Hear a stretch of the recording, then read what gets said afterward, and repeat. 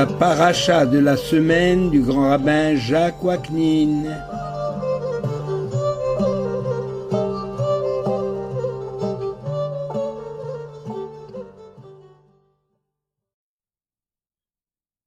Chers amis, bonjour. La paracha Tzav, c'est la première fois que le nom d'Aaron apparaît dans le texte du livre de Vaïkra. L'Éternel parla à Moïse en ces termes, voici ce qui est écrit au début, « Ordonne à Aaron et à ses fils, ce qui suit, voici la règle de l'Holocauste, etc. Et le feu brûlera sur l'autel, il doit brûler de même toute la nuit. » Donc c'est la première fois que le nom d'Aaron apparaît, alors que dans les 5 premiers chapitres, il n'était cité qu'en paraphrase dans l'expression « les enfants d'Aaron » pour désigner les Kohanim. Selon le texte de la paracha Ekev, Hachem tenait encore rigueur à Aaron en raison de sa participation à la faute du veau d'or. Il est des fautes qui ont la vie dure. Moshe a donc dû intervenir. Voici ce que dit le texte du Deutéronome, chapitre 9, verset 20, à propos du dernier discours de Moshe aux enfants d'Israël. Alors Moshe leur dit, « J'étais effrayé par la colère et l'indignation dont Hachem était animé pour votre perte et celle d'Aaron, qui avait gravement irrité l'Éternel. Mais cette fois encore, l'Éternel m'a exaucé. » Alors bien sûr, concernant Aaron, Moshe aurait dit à Hachem, « Rendre honneur aux enfants et refuser l'honneur au père ressemble à quelqu'un qui n'aime pas un puits au point de vouloir le détruire tout en se régalant de ses eaux. » Et Moshe de poursuivre son réquisitoire en disant, « Tu as pourtant décidé toi-même d'épargner la vigne et l'olivier, et décréter qu'on ne prenne pas leur bois pour les brûler sur l'autel, et ceci uniquement parce que leurs produits, c'est-à-dire l'huile et le vin, sont indispensables pour les hommes. Ne peux-tu pas, ô Éternel, de la même manière, honorer Aaron à cause de ses enfants ?» Selon le Midrash Rabbah, Hachem se rendit à l'argument de Moshe et exauça la prière, sa prière remit en honneur le nom d'Aaron, qui réapparaît donc au début de la paracha Tzav. Le premier argument de Moshe à propos du puits me fait penser à tous ces juifs antisionistes qui n'ont aucun scrupule à profiter des infrastructures de l'État d'Israël. Dans tous les pays du monde, il est admis que l'on peut être opposé à mort au gouvernement en place, mais il n'est pas permis de scier la branche sur laquelle on est assis si confortablement quand on a la chance de posséder un pays. Pourquoi la Torah s'exprime-t-elle de manière inhabituelle avec tant d'énergie? Tzav, ordonne, au lieu de parle ou dit ou encore transmet comme d'habitude. Tenant compte de la psychologie humaine, chaque fois que la personne risque de ressentir de la fatigue devant une tâche qui ne l'emballe pas, ou qu'elle trouve 1000 excuses pour ne pas l'accomplir immédiatement, la Torah intervient et exprime des encouragements. C'est vrai aussi lorsqu'il s'agit d'ouvrir son portefeuille ou quand il s'agit de profit. L'exemple donné est celui des Kohanim. Les Kohanim sont intéressés dans tous les sacrifices parce qu'ils reçoivent une partie de la bête offerte. Le profit constitue pour tout le monde le moteur qui encourage la personne à investir toute son énergie. Mais lorsque les Kohanim doivent offrir un sacrifice de Hola, l'Holocauste entièrement brûlé sur l'autel, il leur faut parfois se faire violence pour accomplir ces tâches qui ne leur rapportent rien, pas le moindre petit morceau de viande. Il en est de même pour les sacrifices qui sont offerts tous les jours, matin et après-midi. Il nécessite également des encouragements pour les accomplir avec empressement, comme si ces sacrifices étaient uniques en leur genre.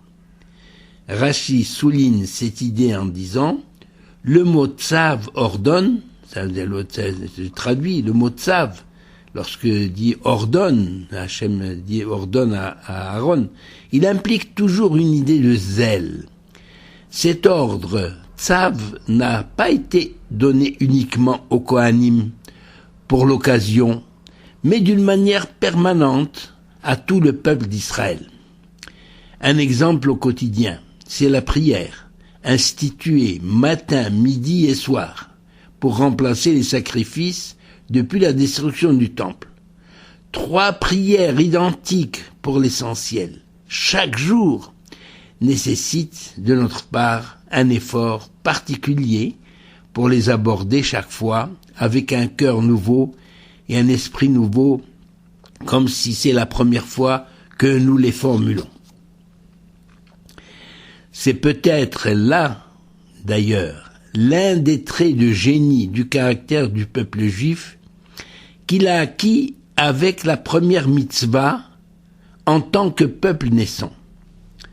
Dans le chapitre 12 de l'Exode, il a dit « Achodesh hazeh lachem rosh chodashim ». C'est ça la première mitzvah. Ce mois-ci sera pour vous le premier des mois. Or, le mot chodesh, qui désigne le mois, peut se lire chadash et traduit l'adjectif nouveau, ou encore il peut se lire chidush et traduire la nouveauté. Le Sfat Emet dit à ce sujet, le roi Salomon a affirmé dans sa sagesse, En chadash tachat hashemesh, il n'y a rien de nouveau sous le soleil, au niveau de la nature, sauf la nature du peuple juif, qui peut se renouveler constamment. Le Shem Mishmuel précise cette idée en citant le verset des psaumes 115. Le ciel, Hashamaim Shamaim Lachem, Ve'aretz Natan Ibne Adam. Le ciel appartient à Dieu, quant à la terre, il l'a donnée aux hommes. Les premiers hommes n'offraient que des holocaustes au Dieu qui est au ciel. Mais quand l'Éternel ordonna aux enfants d'Israël le devoir de toujours se renouveler, il leur imposa de marquer ce devoir sur le plan pratique par l'offrande du sacrifice de l'agneau pascal, le Pessah, dont la mitzvah est aussi de consommer sa chair. Ce sacrifice est devenu le prototype de tous ceux que les enfants d'Israël auront à offrir. En ce sens, la nouveauté, c'est qu'il introduit une innovation par rapport à l'usage antique. Le sacrifice n'est plus uniquement pour le ciel, on peut servir Dieu par une action tout à fait matérielle qui profite à l'homme, par exemple le fait de manger. C'est-à-dire sublimer l'action matérielle de l'homme et lui conférer un caractère spirituel. Le repas lui-même devient un service sacré, devient un culte. Et il en est ainsi de la mitzvah de consommer les 3 repas du Shabbat. C'est une mitzvah de manger, de bien manger le Shabbat, bien manger et boire. C'est une manière d'offrir des sacrifices à Dieu. Cette réflexion sur le devoir de renouvellement est valable dans tous les domaines de l'activité humaine. Car la routine, c'est la rouille du progrès. La routine et l'habitude sont les ennemis du progrès. Si l'Éternel a choisi la lune, Chodesh, comme symbole pour le peuple d'Israël, c'est à cause de son renouvellement. Parce que la lune, elle naît, elle grandit, devient pleine, puis décroît jusqu'à disparaître. Alors que l'on croit à sa mort définitive, la voilà qu'elle renaît. Ce cycle lunaire décrit parfaitement l'histoire du peuple d'Israël, qui connaît des périodes de déclin, des mouvements de renaissance extraordinaires. Pour que le peuple juif ne perde jamais espoir de renaître et de retrouver sa grandeur et son éclat, l'Éternel lui a octroyé, au titre de la première mitzvah, la fixation du calendrier basé sur le cycle lunaire, comme pour lui dire que toute sa vie doit être un réel renouvellement. À propos de la Torah et des mitzvot, nos sages ont d'ailleurs adopté la devise Yehiyu be'enecha kechadashim, qu'elle soit toujours nouvelle à tes yeux, comme si c'était du neuf. C'est-à-dire qu'il faut toujours aborder aussi bien l'étude de la Torah que tous les problèmes de la vie avec un regard nouveau, comme s'il se présente pour la première fois. Et cette devise a permis au peuple juif de traverser les siècles sans rien perdre de sa fraîcheur, ni de son esprit inventif, ni de son espérance. Il est significatif que la Torah veuille nous transmettre un enseignement fondamental pour toutes les générations, d'où l'emploi du mot tsav pour annoncer l'obligation d'offrir le sacrifice de Ola, l'Holocauste. Nous avons déjà rapporté à ce sujet le commentaire de Rashi. Rabbi Shimon Bar Yochai a enseigné, le texte incite à d'autant plus de zèle qu'il y a risque de perte d'argent, mais rappelons la parole de l'Éternel adressée à Moshe au début de notre paracha, ordonne à Aaron et à ses fils, ça veut dire, celle-ci est la loi de l'Holocauste, lui, l'Holocauste, sera sur son brasier toute la nuit, et le feu de l'autel y brûlera ou brûlera sur lui, ça dépend comment on traduit. Parole un peu obscure que nous allons essayer d'élucider. Donc, le texte dit, ordonne à Aaron et à ses fils, celle-ci est la loi de la Ola, de Tzav et Aaron bet banav lemor, zot Torah haola, hi haola, al mokda al mizbeach kol halayla, ve'esh hamizbeach tukadbo. Tout d'abord, à propos de la description des nombreux sacrifices, Pour quelle raison débute-t-on par la Hola? D'où vient ce nom? Alors que tous les autres sacrifices permettent de procurer de la viande pour le prêtre et parfois pour les propriétaires, la Hola, elle, est entièrement brûlée et son corps monte en flammes et en fumée vers le ciel. Hola vient du verbe halo, monter, s'élever. Et un feu continu sera entretenu sur l'autel, il ne devra pas s'éteindre, probablement pour qu'il ne reste strictement rien de la bête offerte. Mais en vérité, ce texte parce qu'il n'y a plus le sacrifice aujourd'hui, et la Torah est éternelle, donc il faut chercher, nos sages ont cherché un enseignement qui soit toujours d'actualité. Nos sages donc ont donné de ce texte une interprétation allégorique. Le feu représente l'enthousiasme, qui doit subsister en permanence dans nos cœurs si nous voulons véritablement servir l'Éternel. Elie Wiesel a rapporté une parole extraordinaire en parlant d'un poète à qui l'on demandait « Si la maison est en flammes et que tu ne peux sauver qu'une chose, que choisirais-tu » Et le poète répond « Le feu, car sans le feu, la vie n'aurait aucune valeur. » C'est rapporté dans le livre de Pinchas Peli. Dans l'histoire des hommes, la découverte du feu marque le départ de toute l'industrie, toute l'activité humaine. Parce que le feu chauffe, le feu éclaire, le feu est purificateur.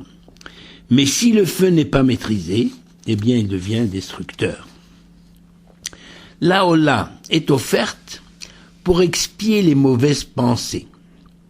Or, les mauvaises pensées assaillent l'esprit de l'homme la nuit, principalement. C'est pour cela que le feu doit brûler toute la nuit pour en venir à bout. On peut se demander pour quelle raison la Torah est si sévère à l'égard des pensées mauvaises, c'est-à-dire les pensées malsaines. Alors l'homme se rend plus facilement compte de la gravité d'un acte interdit, quand il s'agit d'un acte matériel, et il peut le réparer, tandis qu'une pensée malsaine est plus difficile à déceler. Et de plus, elle entache l'esprit, la partie spirituelle de l'individu. La réparation d'une telle faute doit donc être également de même nature, c'est-à-dire spirituelle. L'Holocauste étant entièrement consumé est en quelque sorte immatériel. Le devoir pour tout juif est de rendre Hachem et de prendre Hachem pour modèle. Or, l'une des qualités la plus précieuse de l'Éternel, à côté de sa toute-puissance, c'est son humilité, qualité qui a été déterminante dans le choix de Moshe Rabbeinu comme guide du peuple d'Israël. Si l'homme acquiert cette humilité face à la grandeur de l'Éternel, il devient capable de se donner corps et âme pour le service divin. Mais ce qui empêche l'homme de réaliser sa vie en ce sens, c'est son orgueil. De quel orgueil s'agit-il? Comme pour les qualités humaines, il n'existe pas de qualité absolue. Tout dépend de l'usage qu'on en fait. Par exemple, l'indulgence, c'est une qualité lorsqu'elle s'exerce face à un enfant ou à une personne honnête qui a fauté par inadvertance.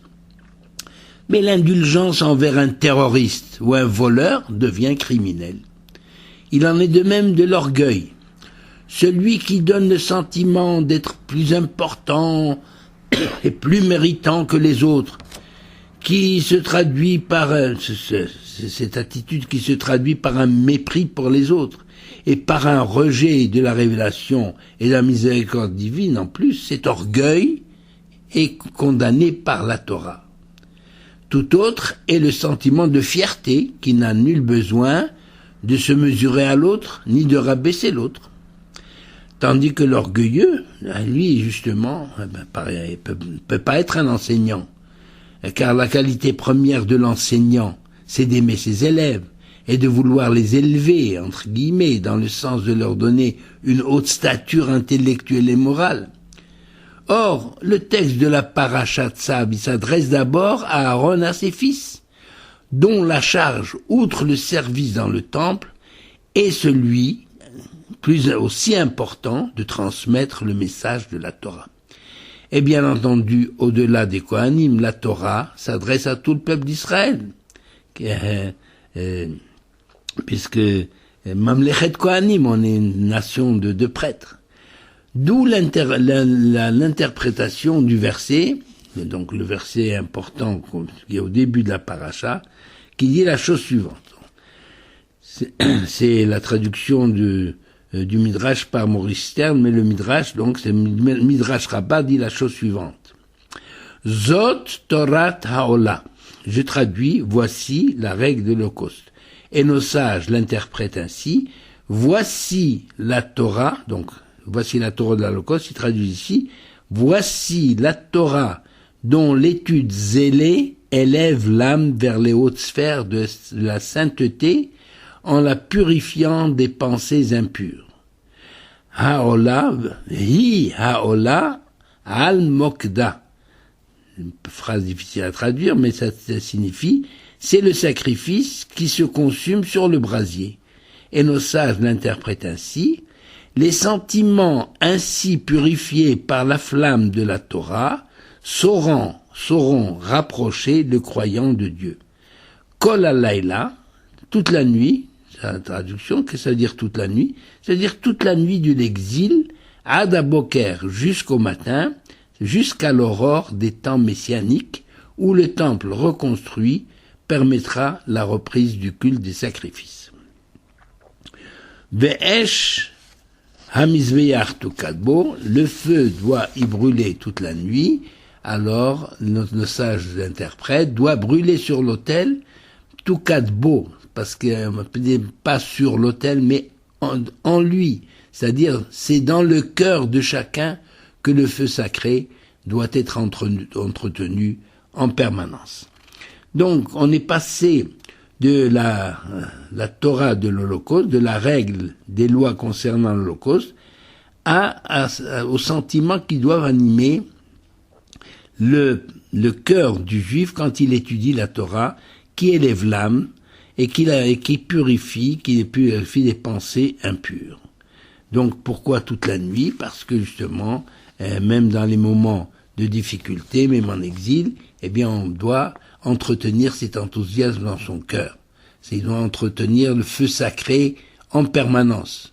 Et le rabbi de Kosk fait remarquer que dans les Sefer Torah, le mot Mokda, le même de Mokda, est écrit de manière réduite, c'est-à-dire un petit mème, comme pour signaler que l'enthousiasme pour la Torah, symbolisé par le feu, ne doit pas être ostentatoire. C'est-à-dire quand on a un homme qui possède la Torah, qui a étudié, un homme pieux doit être justement,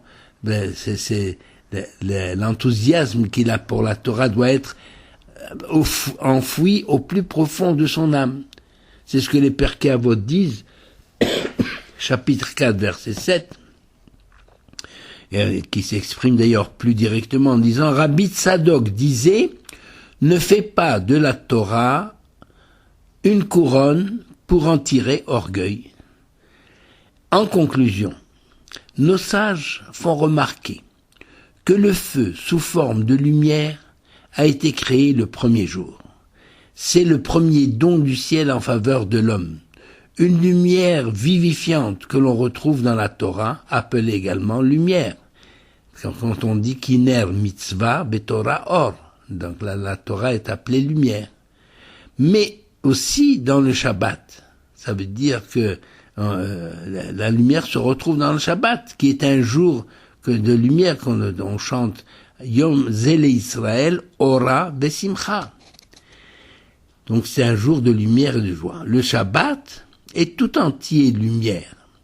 Et pour nous rappeler justement la création, et pour nous rappeler que dans cette création, si la Torah nous raconte la création, c'est pour susciter justement l'enthousiasme dans nos cœurs, pour pouvoir servir l'Éternel, pas pour le remercier de tous les biens dont il nous a dotés.